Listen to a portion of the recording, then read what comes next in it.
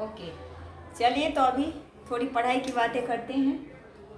तो आज ट्रिग्नोमेट्री का एक सम सॉल्व कर रही हूँ और साथ में मैं आपको बता रही हूँ कि इस तरह के सम्स आने ही वाले हैं, एक या दो इवैल्यूएशन, जिसमें आपको ये जो थीटा की वैल्यू है वो आपको याद करना पड़ेगा और उसको अच्छे से याद कर लीजिएगा। ये 30 डिग्री, 45 डिग्री, 60 डिग्री और ये 90 डिग्री।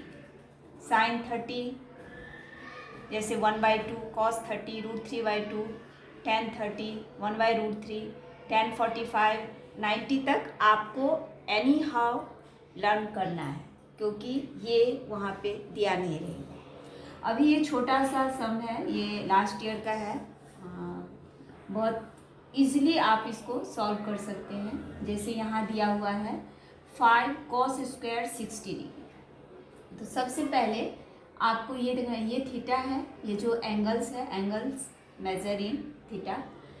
तो 5 cos स्क्वायर, अब यहाँ देखिए ये 5 तो एज इट इज में लिखेंगे, ठीक है। cos स्क्वायर 60 डिग्री, तो पहले हम यहाँ cos 60 की वैल्यू रखेंगे। तो cos 60 की वैल्यू क्या होती है? तो cos 60 1/2 होता है और sin 60 √3/2। तो 5 और ये यहाँ पर क्या है, स्क्वायर है, तो स्क्वायर है तो 5 और इन दोनों के बीच इंटू होता है, ठीक है। तो ये हो गया आपका 1/2 और ये होल स्क्वायर प्लस, अब यहाँ पर क्या है 4 सेक स्क्वायर। तो सेक जो होता है वो कॉस का रिवर्स होता है, उल्टा होता है। तो यहाँ पर क्या हो जाएगा 4 इंटू और सेक 30 यानी कॉस 30 का उल्टा। तो कॉस 30 मेरा क्या है √3/2। तो √3/2 तो 2/√3 हो जाएगा। तो 4 और फिर ये स्क्वायर में है तो इसको रिवर्स कर देंगे तो क्या हो जाएगा 2/√3 और ये होल स्क्वायर, ठीक है। ये हो गया 4 इंटू सेक स्क्वायर 30 डिग्री और माइनस 10 45, 10 स्क्वायर 45 है तो 10 45 क्या होता है 1, तो 1 का स्क्वायर। अब नीचे देखिए, नीचे कितना सिंपल है, साइन स्क्वायर थीटा यानी sine square 30 degree plus cos square 30 degree. तो ये थीटा सेम है, तो हम जो फॉर्मूला पहले लर्न किए थे sine square theta plus cos square theta, ये sine square theta plus cos square theta equals to 1। बस, तो ये पूरा कंप्लीट, यहाँ थीटा के प्लेस पे क्या है 30, तो हम इसको 1 कर देते हैं, यानी नीचे का बेस खत्म।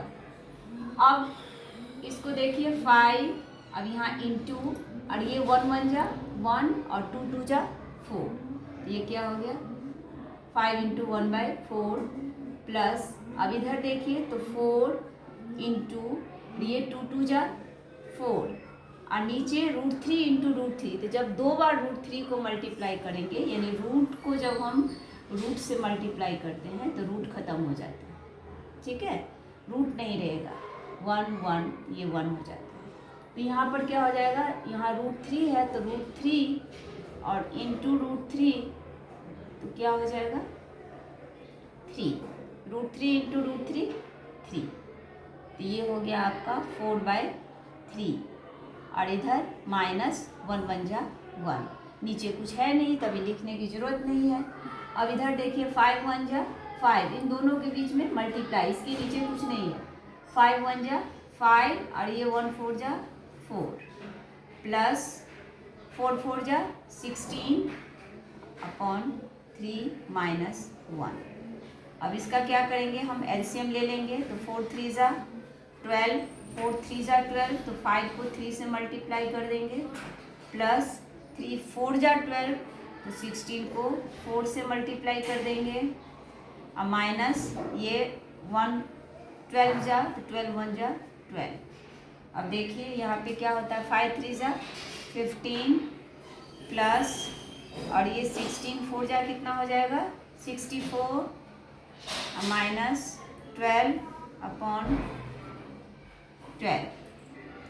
अब यहाँ ये देखिए ये 15 है प्लस में और ये 12 है माइनस में, इसमें से इसको माइनस कर देंगे तो 15 में से 12 माइनस हो गया तो 3 प्लस 64 अपॉन 12।